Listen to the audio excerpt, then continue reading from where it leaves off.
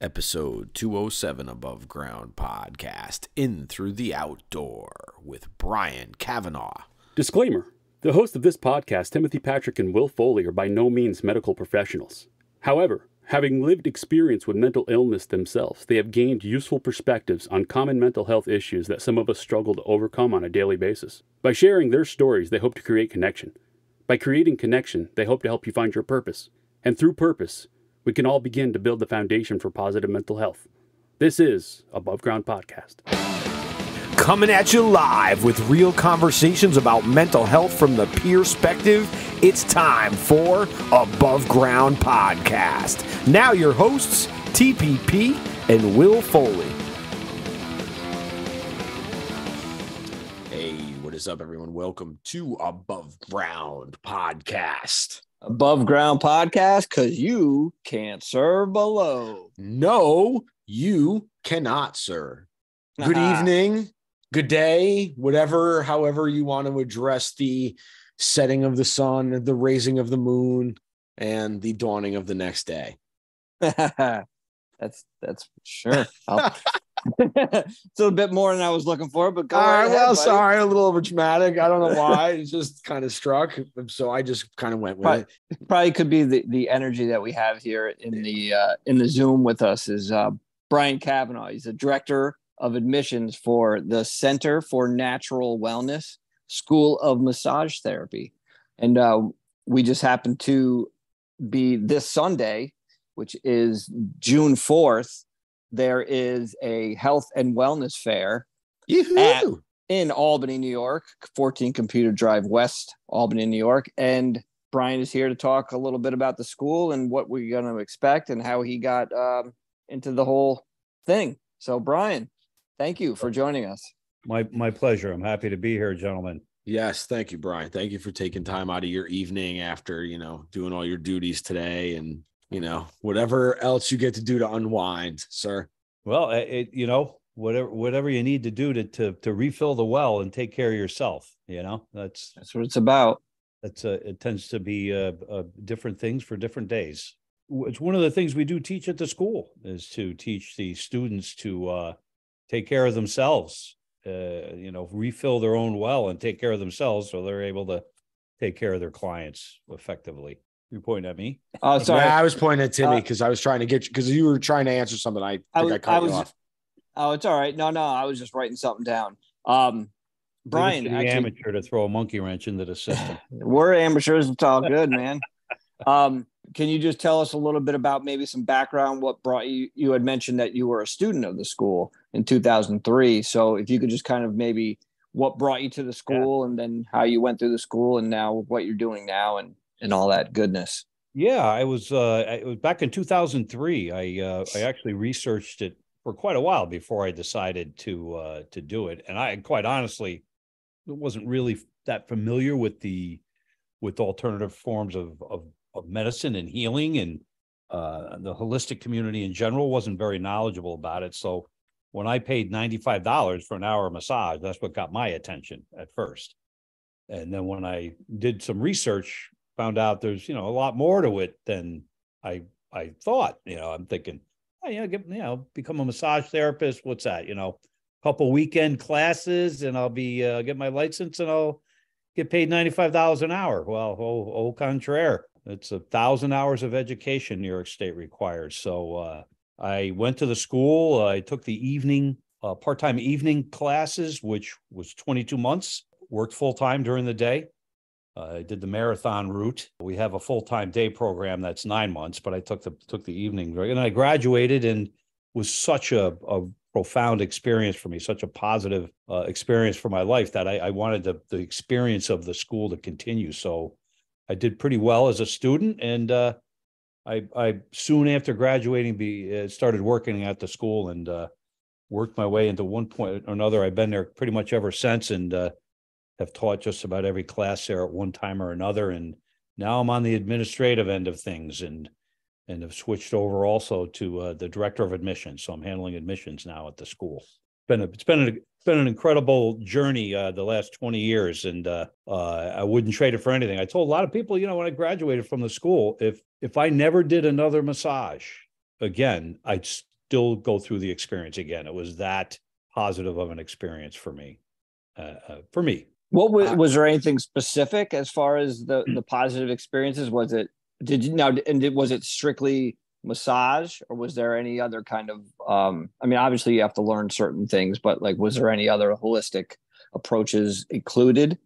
Or was it New York State requires 1,000 hours of education. And, they're like, here's X amount of hours you have to, it's very science intensive also. Anatomy and physiology, myology and kinesiology, neurology, pathology, very, very, New York is very science intensive with their requirements for your licensing. So the New York State says, here's X amount of hours, what you have to put out there.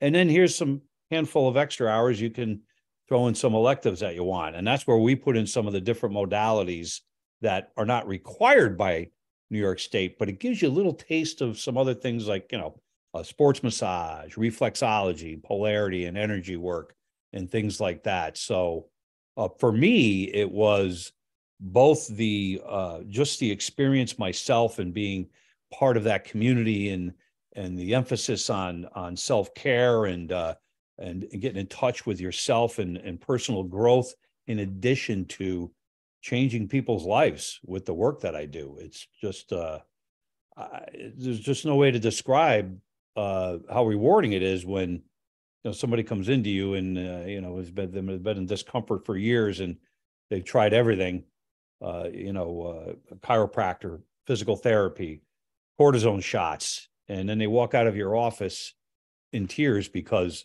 you were the only one who could help them. You just can't describe that feeling.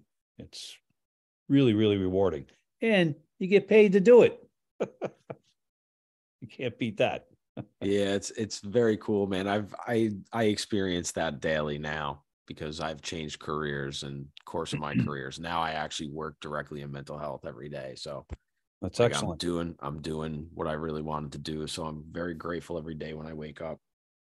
The thing is, too, is that Bill and Tim, one of the things that's a part of the curriculum there is you are required to do a pathology project. We called back when I went there we called it our 25-hour project. We were required, we had to spend 25 hours doing it and document them. My project was the physiological effects of massage therapy on people with depression and anxiety. So kind of ties in nicely with what you gentlemen are doing. So wow, do you have a white paper for that or anything? I don't have it. That was 20 years ago. I don't know. All right. I can dig it out. I didn't know if you ever converted that later on, especially over the last 10 years with the spotlight on mental health, like how that may not have been dusted off out of your catalog, man. Well, I bring it up consistently at the school with students because one of the things I discovered in my research, one of the first things I discovered is the Northeast was typically about 10, 15 years behind the rest of the country when it came to alternative forms of healing and approaches to healing and medicine. But most of the research being done was also not in the Northeast, Florida, a lot of Florida colleges and some colleges out west were doing research and on the physiological effects of massage therapy on people with depression and anxiety. And one of the things they discovered in one of the studies, they actually monitored the physiological effects on the therapist who was treating the people with depression and anxiety, and found that the physiological effects were virtually identical for the therapist and the client. So, wow, again, I mean, it's a win-win, man. It's a win-win. It's a win. That's awesome. It's energy work, man. You're transmuting a lot of energy back and forth in that relationship and that time that you're together, regardless of what type of massage you're getting. No question about it. And, one of the things that we do also is, we're a conduit, really. We help our clients heal themselves, really. I tell my students all the time, when you do something in class and they see the results of something that you're doing, and you're like, wow, look at the results of that and everything. And they think, they're looking at you like, wow, look at what that guy can do. No, it's not anything I'm doing. You're going to do the exact same thing that I'm doing. And you are basically just, like I said, a conduit. You're a vessel, really, a tool that your client can use to help themselves. And part of that is, when you are working with clients who are suffering with depression, anxiety, and things like that, you have to be careful yourself also that you don't, are not over sympathetic and opening yourself up to absorb some of that energy. You have to take care of yourself in situations like that also. Yeah, guarding yourself from other people's energy is very important, especially when you're an energy healer and that's what you do and that's your specialty. Was there something, because you were working and going to school part-time, was there something that shifted in your life that made you shift into massage therapy? Was it something, was the experience of having massage yourself, or? Well, like I said, first, Will, it was, wow, I paid $95 for an hour massage. And just the money, and it was a money thing. Yeah. Okay. It is really, like I said, I didn't know anything about massage at that point. All right. Now, do you, like something that's pretty cool way to make some money. The hours look flexible. As I was researching it and as I went into the school, and literally on a weekly basis, that whole mindset shifted from this is a great way to make money, as wow, I can really change some people's lives here. Wow, this can be a really incredibly rewarding, self-fulfilling career. And I enjoyed the 22 months. It's a bit of a marathon. Yeah, sure. 9-month program is boom, you're done, you're ready to go. But I felt those 22 months really allowed me to absorb the experience of the school and the whole community and massage in general. And a lot of my work is intuitive. I trust my intuition. And that's something that's learned over a period of time also. I trust that my hands go where they need to go, where my client needs to work the most. I trust my intuition when it tells me I need to back off a little bit and just hang and do a hold in this area and let my energy do the work. And it's not a conscious thought. It's not like, hold your hands over it and direct my lightning bolts through my fingertips or anything like that. It's just again, allowing myself to be a conduit. And I'll give you an example. When I tell my clients, I go, look, when we're on the table and I'm working on it and I find that spot, which I will, and you're like, wow, there's that spot. And finally, I get it out of me, get rid of it, go away. Just get that mindset out of your head and approach it from an aspect of it, rather than trying to make it go away. And this is the way I do it also. I don't try to make their issues go away. I give it permission to leave. And I ask my clients to do the same thing. Let it leave. Give it permission to go. Don't try to make it go. Then it's the same thing with, when you're putting things out to the universe that you want to attract. You don't say to the universe, give it to me, give it to me. You open yourself up and allow it to come in, if that makes sense. Makes perfect sense. That's awesome. Definitely. Like, how long were you working and into the process before you noticed the effects that it had on yourself? Because you had talked about the reward, for self doing it. Well, almost immediately. Okay. Almost immediately. I could tell the difference in how I felt after I gave massages to people. And I'm not going to lie, there's a little bit of the ego's involved here. As a massage therapist, to me, I want to hear that I want to hear my clients say how great they feel afterwards. Yeah, that makes me feel good. I'm not going to lie. My main focus is to help my clients improve their day-to-day lives. But the reward for me is I get to see them leave walking upright. I get to see them leave with that crease between their eyeballs gone because they're not all tense and they're nice and relaxed now. And, that's very rewarding. I walk around feeling a little better the rest of the day after doing something like that. So selfishly speaking, I do benefit as much as my clients do. And so, yeah, I do it for me also. I'm not going to lie. No, that's great. You mentioned it, and I think you even in the studies and learning about it, it was even said. So I just wanted to touch on that a bit. I want to come back to the paper or whatever it was that you did on the positive effects it can have on depression and people with that experience depression. Can you maybe just rip off like some top 2 or 3 that the positive effects that it can have? Well, one of the main things for me is, I do not like medication. I don't like to take medication. I don't even take Advil when I have a headache. I try to avoid that even at all costs. One of the biggest things for me that stood right out right from the get-go was the fact that the studies have shown that with massage therapy, people with depression and anxiety have been able to cut back on their medication, and in some instances actually eliminate it. That's what the studies showed. That's just unbelievable to me because I sit there with my wife watching TV and watch all the pharmaceutical commercials come on one after the other, a new drug every night. You see something on there and it drives me insane that all these pharmaceutical companies have all these medications out there that are designed to be taken endlessly, not to cure anything, just to make money. That's all. It's a cycle. So anytime that we're able to eliminate any type of pharmaceutical drug taking by a client is a good day in my book. Absolutely.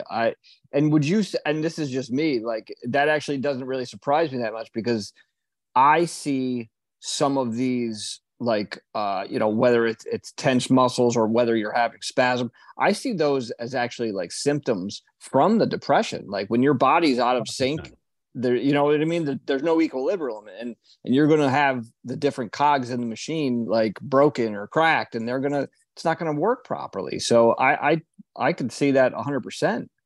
Well, here's an interesting thing too. So one thing that I tell my clients about also, and especially people who are suffering with depression and anxiety, I teach them some breathing exercises to do, how to do some conscious breathing, because have you ever heard of reciprocal inhibition?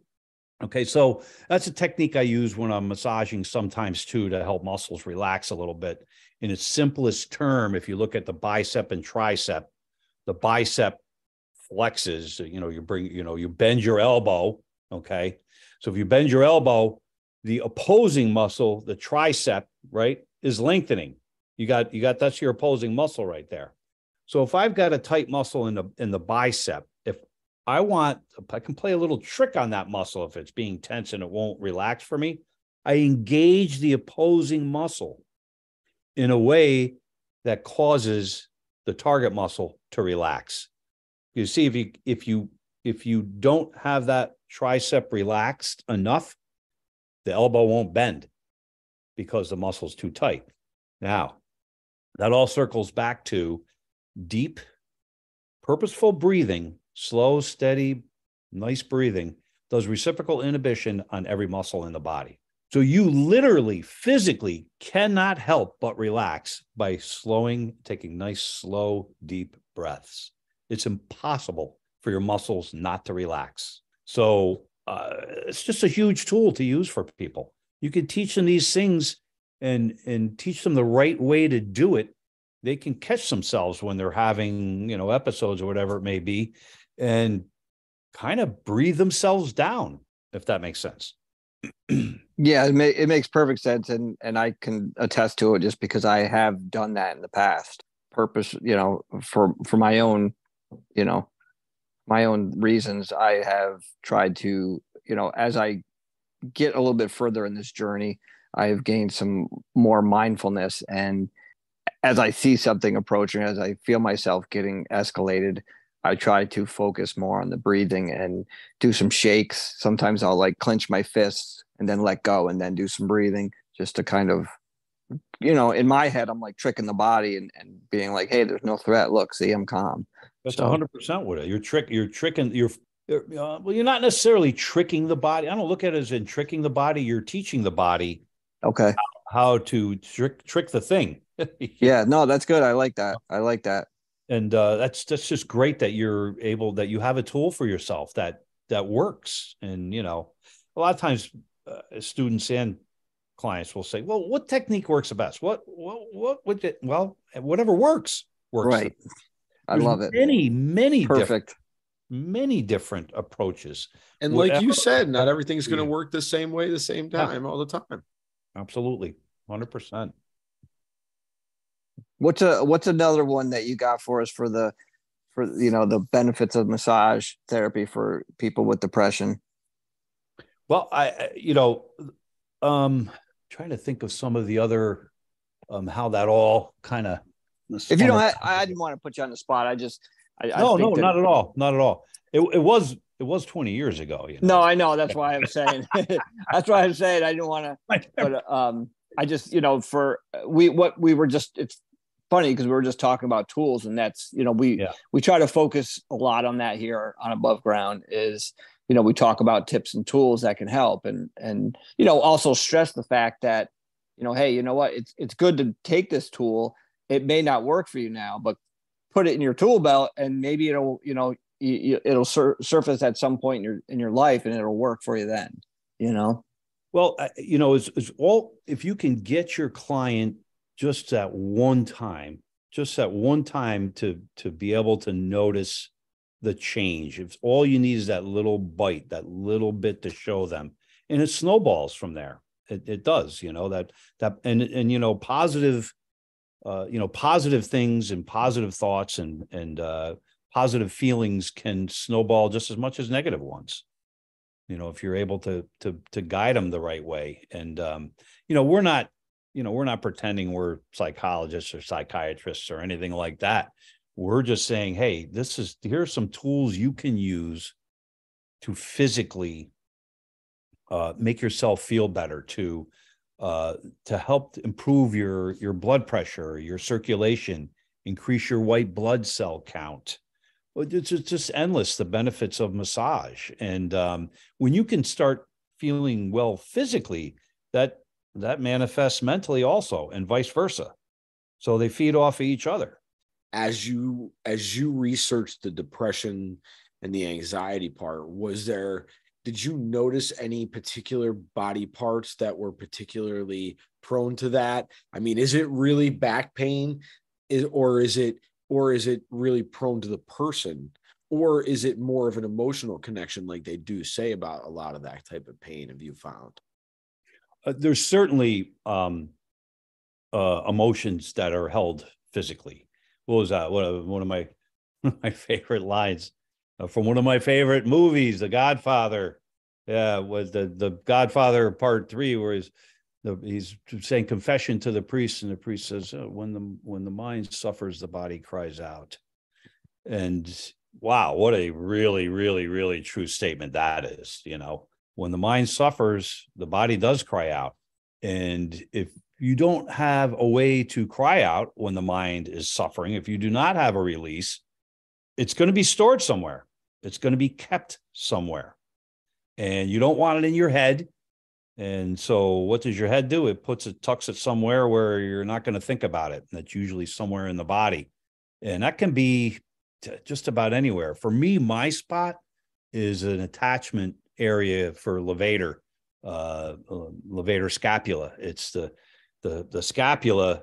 It attaches on the side of the neck and on the top of the scapula, and it literally raises the scapula. Well, right where it attaches on the scapula, when I get mentally stressed, when I start to, whatever it may be, whether it's traffic, whether it's, that just screams and fires on me, and it feels, At that point, I swear, if somebody came up and said, I have a knife right here and I can cut that out right now and make that go, I'd say, get it, cut it out right now, take it.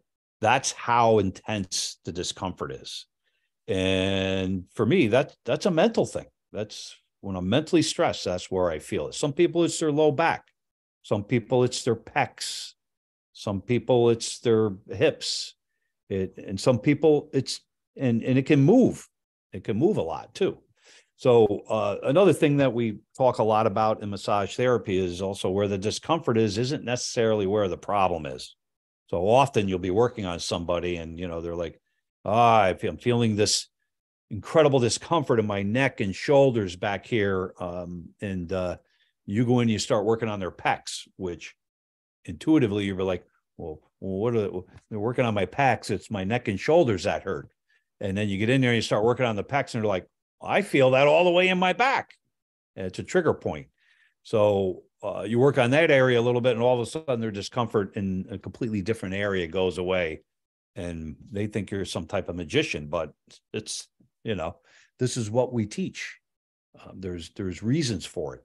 It's that black magic. It is. It's that black magic. As someone who receives acupuncture from someone who is very familiar with your school by the name of Greg St. Clair. Greg. I love Greg. Yes. Brian, we are going to talk about this big event that we're going to be at. Tim. Yeah. Looking forward. We're going to be down in Albany, man. Looking forward to having you guys there. Really appreciate it. It's going to be a good time. It's going to be a lot of traffic. We got some great vendors. Awesome. Why don't you tell everybody about it? Well, it's from 10 to 4. It's on Sunday, June 4th. It's right at the school, 14 Computer Drive West. There's Computer Drive East also. I always emphasize that. I tell people where it is. I spell West in capital letters. Yeah, I told Timmy to take a right at Denoyer. Well, because if you're heading south, yeah, you take a right at Denoyer. And we've got, the vendors spread out throughout the whole school. So you'll be able to go in and get a good look at the school and check out our student clinic and, visit all the vendors. We've got lots of vendors some are selling things. We've got other vendors that are going to be there doing treatments. We've got a couple psychics. We've got some people doing card readings. NAMI, the National Alliance of Mental Illness, is going to be there. We're really, really excited about having them there. So yeah, it's going to be, this is, I feel this is our most ambitious health fair yet. And we're really looking forward to it. Awesome. As are we. I think, this is great. And I'm glad that our paths have crossed. And I'm glad that we were able to get this in, to also help, hype up the fair itself, but also to let people know here in the 518 that, it's there. I mean, I've lived here my whole life. I don't know how new the school is, but you said you went there in 2003. I had no idea that it was even there. So just to try and get the word out. And, it's also, like you said, with all these different vendors, if there's life coaching sessions and sound healing, meditations, so just to get more people exposed to this stuff. And, that's kind of what we like to try to do, is just let people know that there's other tools out there to, keep them on the wellness side of the scale. Yeah. I mean, especially with everything that's going on in the world these days, it's harder and harder to, take care of yourself mentally. You see it when you're driving, you see it when you're even just doing shopping or in the supermarket or whatever like that. It's, you can feel things are different, people are different. And this is just it's just a really great way to help cope with some of the mental stress that's going on in the world today is, how many people have the opportunity to have healing touch, influence, their mental well-being, to have that positive, it's just from a practitioner that knows what they're doing. I just have no other way to explain it other than it's life transforming. It really is. I've really, really been able to help a lot of people with the work that I do. And the students, you hear the stories that they tell when they come back to the school after they've been out there in the field for a while, and they go, wow, this is just, and you see it when they post on Facebook, this is the greatest decision I ever made. I love my career. I see it all the time from former students, 10, 15 years later, and they're still saying the same thing. So, yeah, That's awesome. Changing the world one massage at a time. That's our philosophy. Nice. That's awesome. I mean, we're trying to do the same thing, one conversation at a time. And, we're using as us now, you use the term conduit, and I never really chose a word, but I always used to say we're like that nacho chip that, helps bring salsa to the people, I like and, that. Yeah, but I think we, the world, as you were just saying, the world needs these healers, these practitioners that are out there, kind of not only encouraging wellness, but helping people achieve it. Because, there's not enough of them out here. So there's so many things that you could, and one of the things. And can I just mention one other thing before, not to cut you off, but not to mention the inspiration that you took from going to school there, that you wanted to work there. You can pass an inspiration on to others that want to get into the field, or, you know what I mean? Who knows what they want to do. So it opens up their minds to all kinds of stuff, which is awesome. Yeah, that's exactly it. And it's just such a positive, it's just such a positive thing. And such a great way to be able to just change people's lives, their daily lives, the quality of their daily life. It's just really, really incredibly rewarding. And like I said, if I never did another massage, I'd go back I'd do the school again. I would go through the whole process again. Yeah, it was that rewarding. And even when I was in school, the people I worked on while I was in school, it was really awesome. Even as a student, you can see the difference you can make in people's lives as you're learning. Do you know, I mean, I don't know if you had to do it with your training, or do you maybe just acquired some of this wisdom throughout your years there? Can you kind of tell us a little bit about reflexology?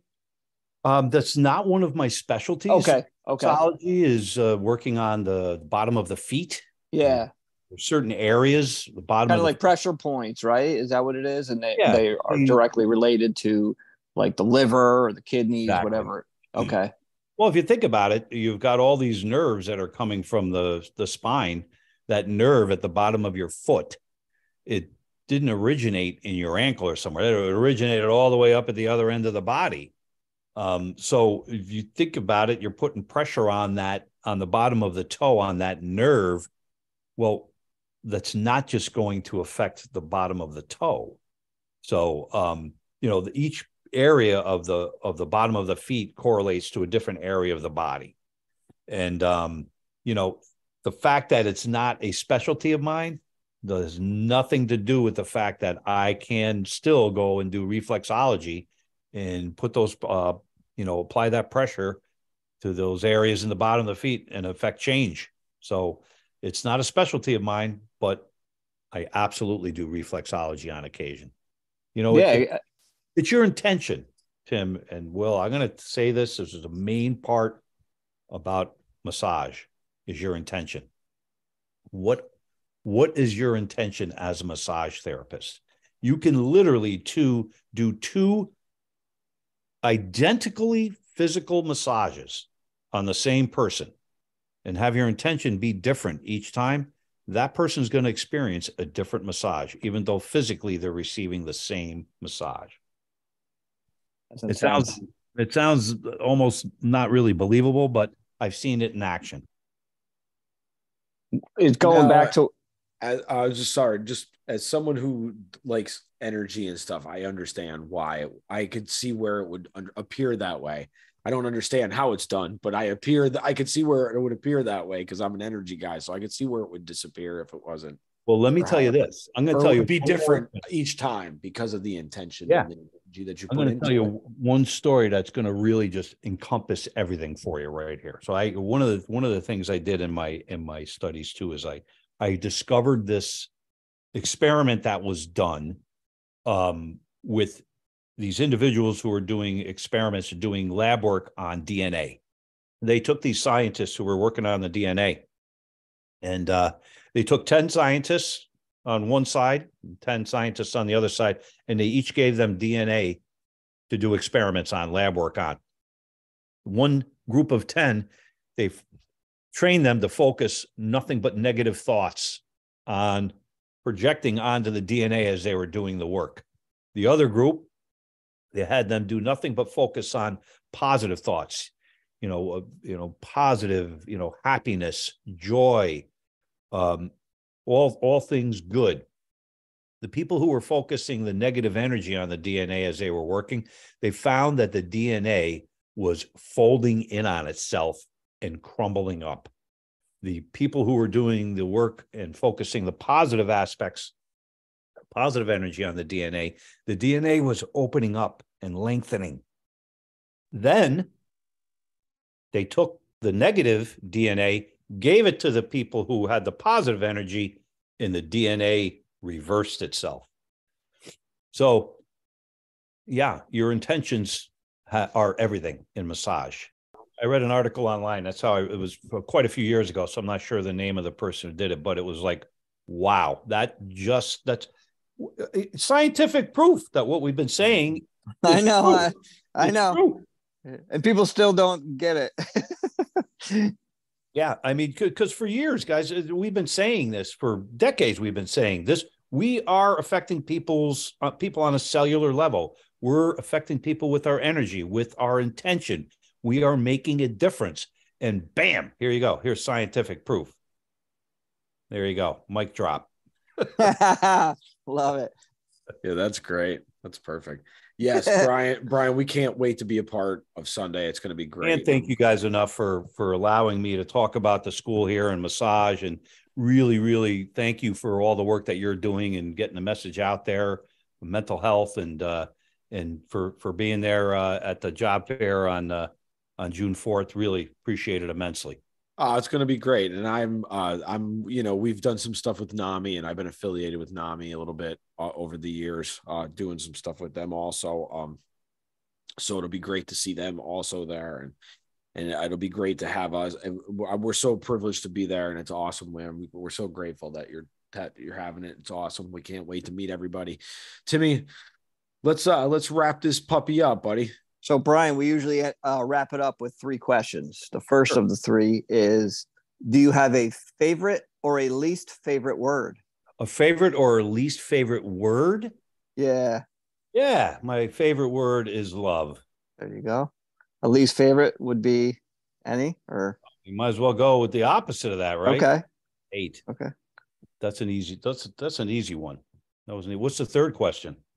Well, the second question. Let's see what happens. Let's see what happens with the second question first.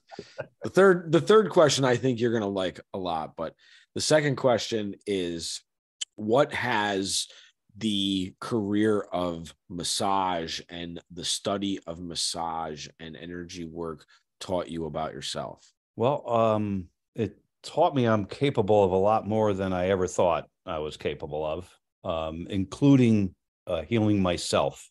I never thought that was possible. So yeah. And, it's just been, that's probably the biggest thing, and I'm a much more compassionate person than I thought I was too. I care more about people than I realized. All I needed to do was do a couple massages, and I'm like, wow, I really, really want to help this person.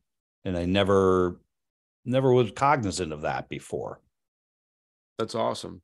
May I ask you, and feel free to say no or whatever, but was there something major that you had to heal from, or was stuff just coming up as you learned? Like, was this just become this well? Because you said that as you got deeper into it, you just became happier and you just wanted to be around it, and you just could see all these positive things. So it must have brought something up that you needed to heal. Was it something serious? Well, I don't know if it was specifically one thing, but as far as the trauma goes, yeah, I grew up with 6 sisters. How much more traumatic can you get than that, right? But yeah, if you're the only boy, absolutely. I have one brother. Okay. Oh, well, you got to share in the pain then at least. At least you had a partner in crime. And it was cool because you had the dynamic duo going on. You didn't have to share. Exactly. I had 4 sisters before he came along, but yeah, I mean, it's I don't know if it was I'll be quite honest with you. I had a Catholic upbringing, and I went to Catholic grade school, and I'm just going to say nuns, and then we'll leave it at that. So yeah, I think everybody has on some level some type of childhood trauma that has influenced their life growing up on some level. So I think anytime you can, look back at your past and see how some of the things that have happened in your life influence you today, and make changes where you need to and embrace where you need to, that's a good thing. There's nothing wrong with being self-aware and, giving yourself a kick in the pants when you need to, and also giving yourself a hug when you need to. Well said. Love it. That was awesome. Yeah. Thank you, Brian. Much appreciated, man. The best thing that you can do for other people is look within and heal yourself. That's the best thing you can do. I mean, we talk about that all the time. You talk, well, how can I be there for my kids? How can I be there for my partner? Well, be there for yourself. Put the mask on you first. Yeah. Take a look in the mirror. So the last question, Brian, if there was something that you would like to see done or that you could do for mental health as a whole without any kind of restraint, what would it be? Find a way for people to not have to take all these pharmaceutical medications. I've been around people who have suffered severely from depression and anxiety. And as a matter of fact, I dated a woman for quite some time who had severe depression and anxiety, was actually 100% on 100% Social Security disability for it, actually had shock treatment done and things of this nature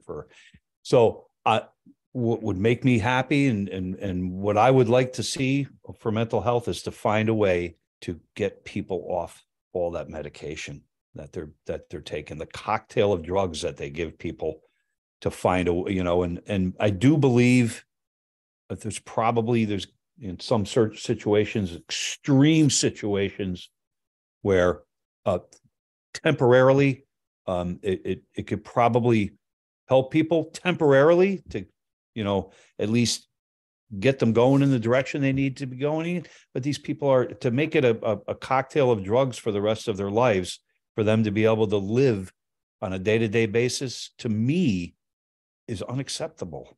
That's the only way I can put it.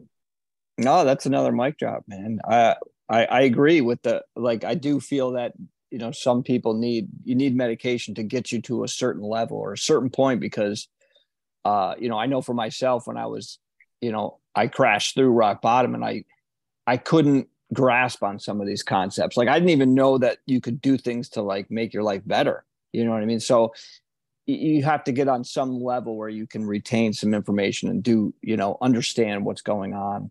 But yes, it's not, for me, I don't think, I would like to say the same thing. It's not meant to, be a permanent thing, like temporary. Use it as needed, and do these other, as I like to say, routine maintenance things, maybe get a massage once a month, or, check out reflexology. It's, these other modalities that are out there, it just, changing your lifestyle as far as eating and maybe healthy sleeping patterns. Take a while. I know. I was just watching a thing today, actually. And I mean, it's Dr. Amen.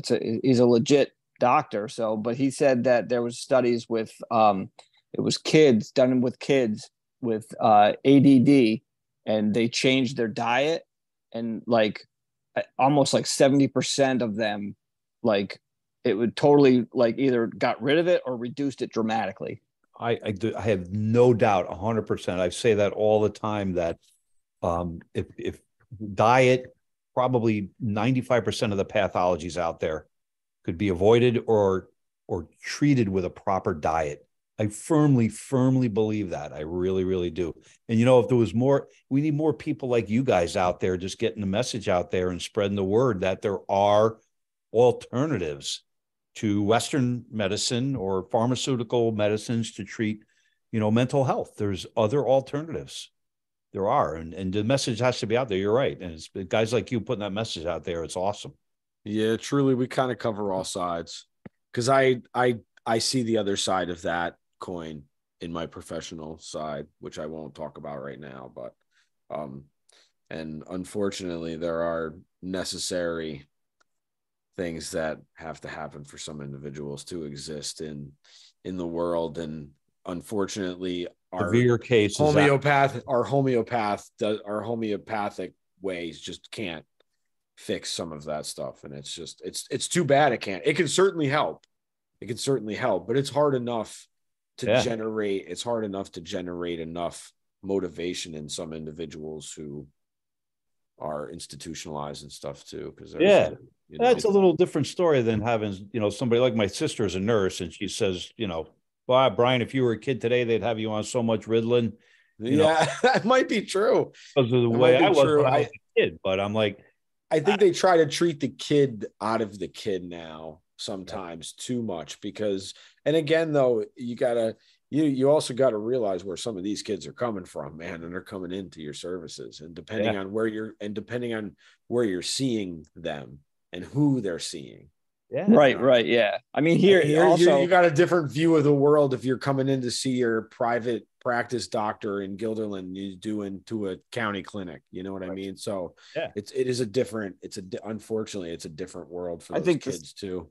The system itself focuses more on healing healing the symptoms instead of healing the individual as well. I think that's a huge. Yeah, it's a symptom container. That's what it is. A lot of oftentimes it really is oftentimes a symptom container. And whether that's a good or bad. About the reflexology there, I had a woman bring her kid into me one time. This young guy, he was like 7, 8 years old, and they were treating him. They had him on medication, and he had a lot of anxiety. He's a really, really smart kid. He had to pass every test. He wasn't sleeping. So she brought him in to see me. She was in the room with him. We started talking. I had him get on the table, and the kid started crying. He was all nervous he didn't know what massage was all about, and he was going to leave. His mother talked him into getting on the table. He got on the table, and for some reason, I felt, I got to go to this guy's feet. I got to work on this guy's feet a little bit. I worked on this kid's feet for 2.5 minutes, and he was snoring like a truck driver on the table, out like a light, snoring.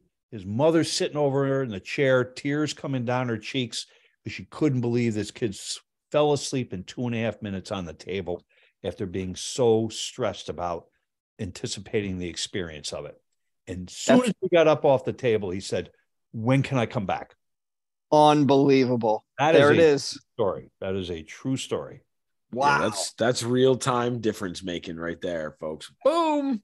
Yeah. Thank you, Brian. Thanks for sharing that. Thanks, thank you for being here. Thank you for what you do. And thanks for having us on Sunday, man. We can't wait. My pleasure. Thank you guys for doing what you do. And thanks for having me on here to represent the school and talk about what we do. I really appreciate it. That was a good time. It was nice meeting you guys. Yeah. Check us out. Check out the Wellness Fair, June 4th, 14 Computer Drive West. That's West. That's right. 10 o'clock.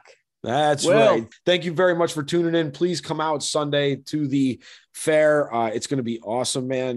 Get your tarot read, which I'm gonna get myself a reading too, but got to make sure I do that while I'm there, man. But until next week, man, get well. Be safe. Stay above. Thank you for giving us a listen. New episodes every Wednesday. If you listen on Apple Podcasts, you can share, rate, review, and even subscribe so you'll never miss an episode. Other ways to support the show: follow us on social media, share the content, share our episodes. You can also buy us a coffee at buymeacoffee.com/abovegroundpod. For further concerns, show ideas, or just to say hi, you can email us at abovegroundpodcast@gmail. Once again, thank you for listening and supporting mental health. Keep the conversation going and stay above.